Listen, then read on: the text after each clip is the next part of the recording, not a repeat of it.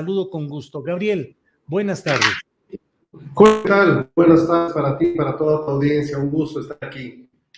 Gracias, Gabriel. Gabriel, pues en estos momentos está sesionando la Suprema Corte de Justicia de la Nación para abordar el tema de la familia política que fue del ahora fiscal general de la República, Alejandro Gertz Manero.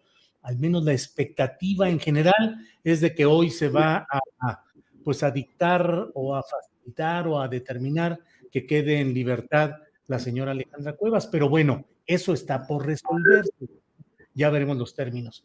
Pero más allá de ello, Gabriel, yo quería preguntarte, como especialista, maestro en Derecho Penal, ¿hay algún tipo de previsiones que puedan significar una sospecha delictiva en el caso del señor Gertz Manero, tanto en las filtraciones telefónicas y el cruce de acusaciones con Julio Scherer, como también en este caso de la familia política, en caso de filtraciones telefónicas que se dieron respecto a este tema y todo lo que hay alrededor, Gabriel?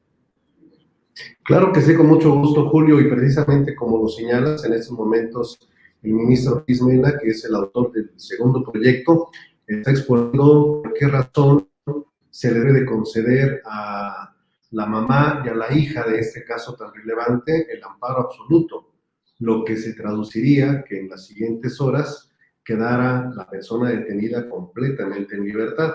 La discusión en la Corte se divide en dos partes, forma y fondo. La forma ya todos aprobaron unanimidad y la expectativa es que ahorita este voto también sea unánime.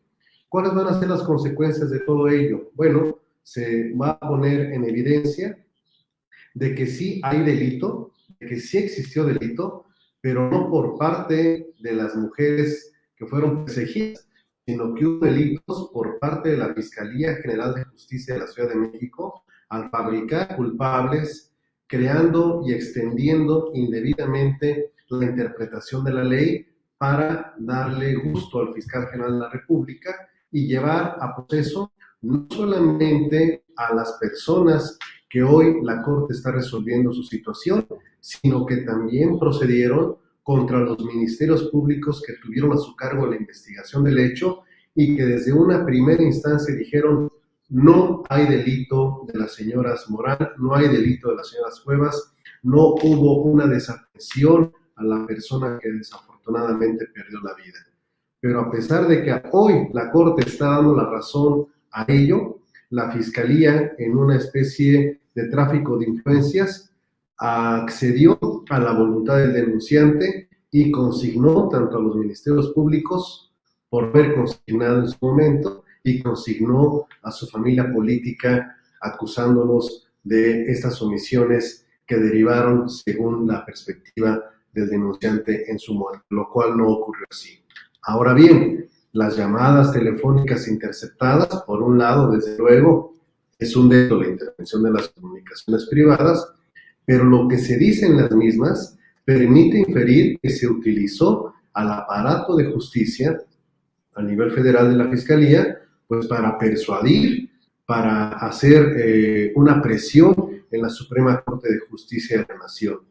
Y esto es así porque si hoy la Corte está diciendo que no existió delito y que el amparo debe ser de fondo, ¿por qué no lo dijo desde hace 2 semanas? Algo ocurrió de lo que tiene que ver con ese audio filtrado.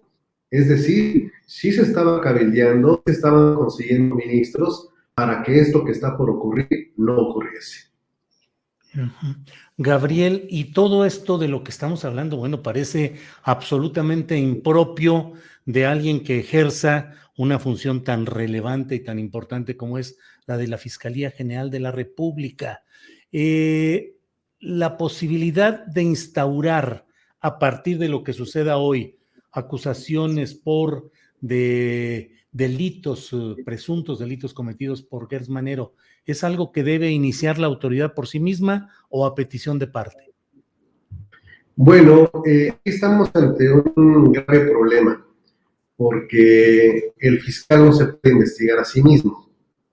Y recordemos que en esto también la Fiscalía de la Ciudad de México lleva corresponsabilidades.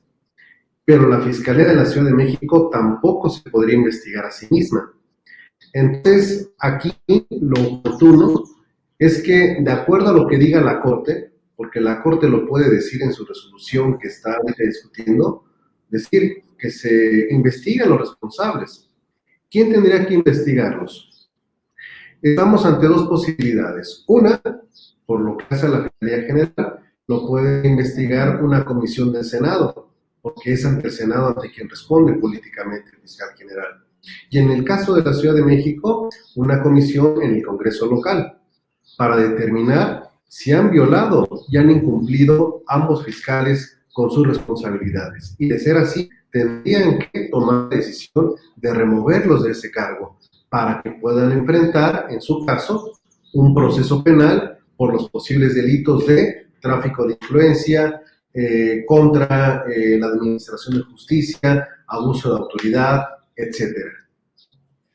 No hay antecedente de un momento en el cual los titulares de la Fiscalía o en su caso antes la Procuraduría Federal y la de la Ciudad de México tuvieran que pedir permiso para ser investigados, Gabriel. No hay antecedentes en el México moderno reciente de una situación de esta naturaleza. No la hay, y máxime que ahora con un caso que, independientemente de la legitimidad que tiene la víctima o denunciante, pues hay que recordar que esa víctima o denunciante, pues coincidentemente detenta uno de los poderes y autoridades más importantes del país, que es la Fiscalía General de la República.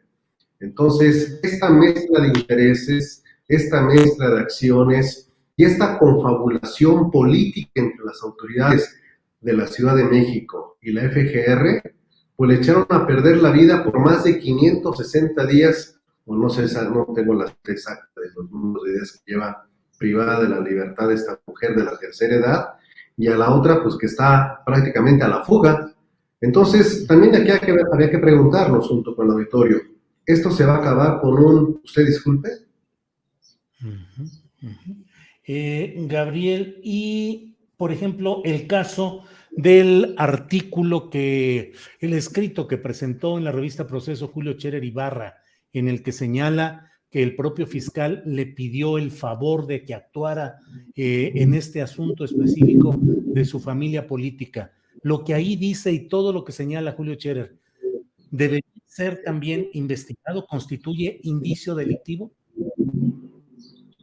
Por supuesto, aquí estaríamos ante lo que hemos denominado, bueno, no nosotros, lo que dice la ley, ¿no? Lo que nosotros decimos son opiniones, pero aquí la ley dice que eso de andar pidiendo apoyo a servidores públicos para que resuelvan negocios que no son los suyos, significa tráfico de influencia. Y estamos ante un concierto de elementos, Julio Auditorio, muy complejos, de lo que se le acusa al señor Scherer, lo que a su vez acusa o reacusa o contraacusa a las autoridades que están instruccionando. Híjole, pareciera, mi querido Julio, que los demonios andan sueltos. Híjole, esa frase fue en el 94, Gabriel Regino, y nos fue como en feria en aquel año. Sí, esperemos que no, ya no, porque ya son muchas cosas como dijiste al inicio de tu noticiero. Gabriel, esto también embarra, impacta, lesiona, afecta a la Suprema Corte de Justicia en este tránsito que ya nos dijiste preguntando, bueno, ¿por qué no tomó esa decisión antes? Pero las filtraciones de esas llamadas en las que el propio fiscal habla en términos de arreglos y de entendimientos con ciertos ministros, todo ello, ¿qué se puede hacer en ese caso en términos de acción penal?